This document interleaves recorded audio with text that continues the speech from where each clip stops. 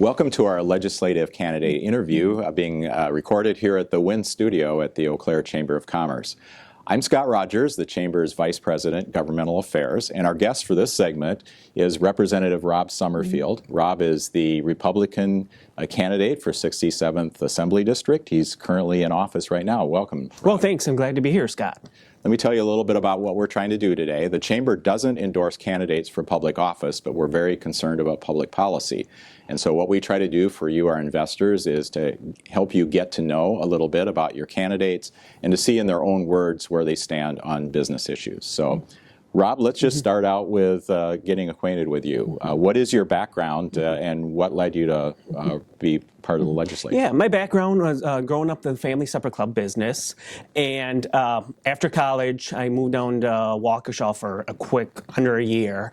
Met my wife, got married, and we moved back up here. And in 2005, took over the family supper club.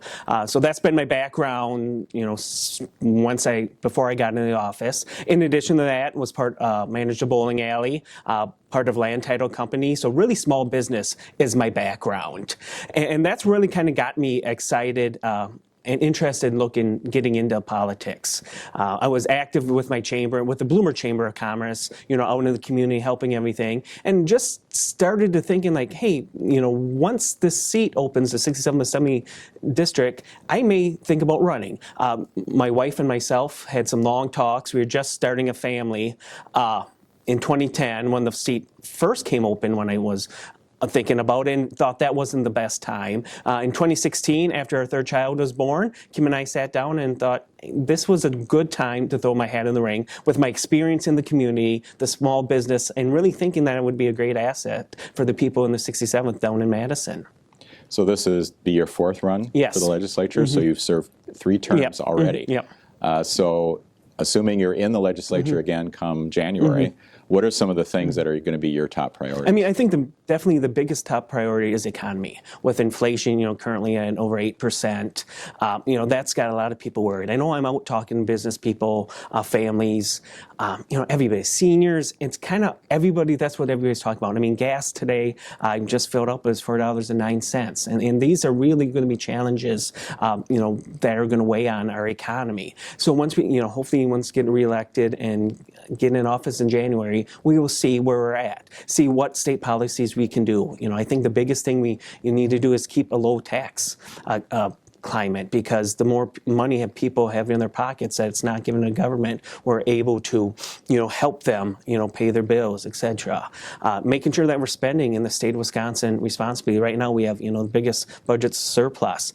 However, with inflation, with higher interest rates, a lot of this money could be eaten up. So I think that's going to be our biggest challenge coming January, February, is to see where we're at and see how our budgeting is going to be moving forward. So in the legislature, you have committee assignments. So tell us about what you do there, what committees you work on, and are there some specific issues or bills you're interested in working on? Right. I mean, right now, I'm on 10 committees. So I'm one of the most in the state of Wisconsin as representative. Anywhere from tourism, small business, rural development, those are, some of the smaller ones that I'm on. Colleges and universities is another good one, especially for us in our area with UW-Eau Claire, Chippewa Valley Technical College, and UW-Stout so close to us.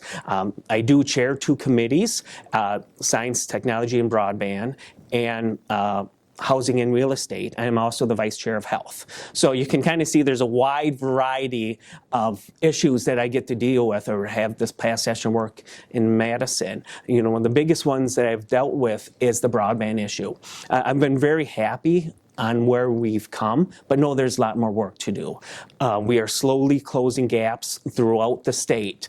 I know last week I was with Charter, and Charter had a great expansion in our area. There's a lot of other small telcos too that are making great strides onto it. But the challenge is to make sure to find out areas that need it and how we can talk to industry leaders on getting them connected.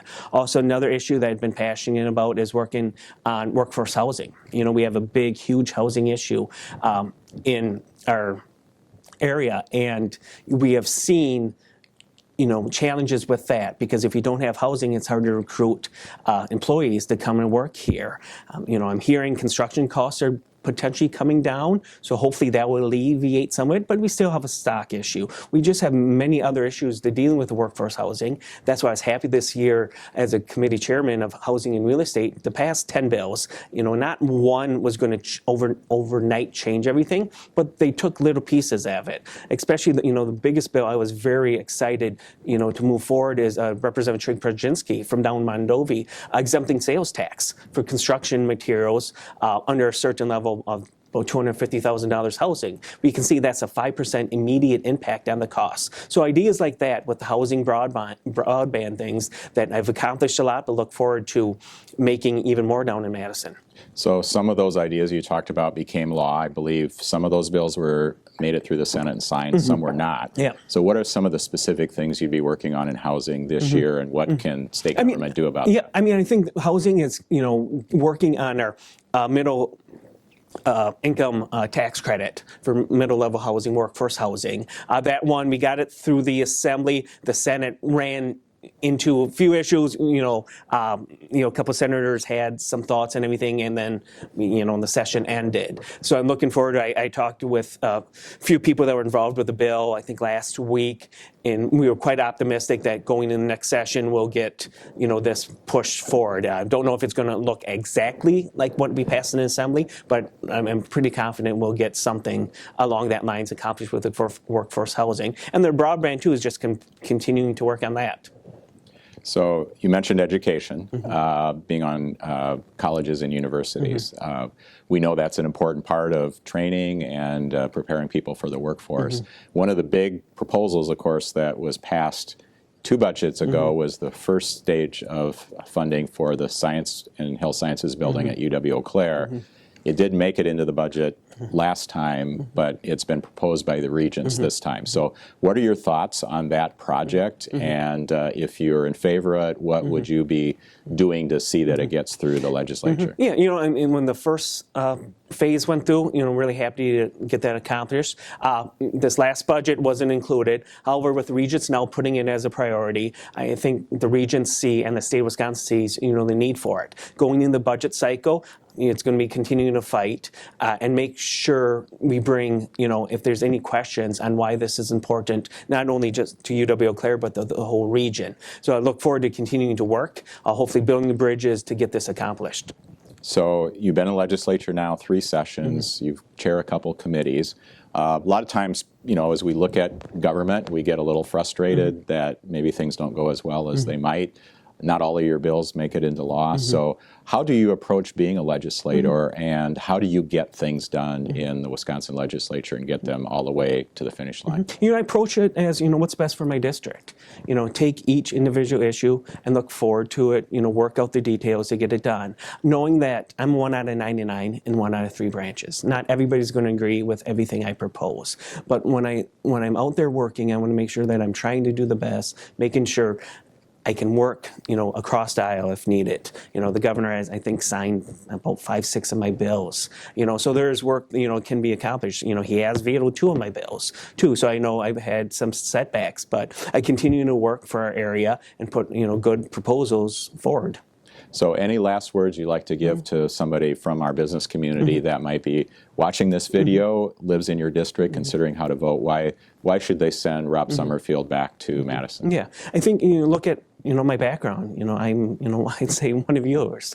I'm in the business community, born, raised. I'm 42 years old. That's all I've known, with my father and mother being in the small business realm. And I know that you'll have a strong advocate and a fighter for business policies down in Madison. Going into these next 6 months, a year, there are going to be some challenging times. I look forward to, working with coalitions, working with everybody in the business community to make our state great, and especially our Chippewa Valley great. All right. Well, thanks for being with us today, Rob. And we encourage you to do your research if you're planning to vote on November 8th and make a good decision. On behalf of the Eau Claire Chamber, thanks for joining us today.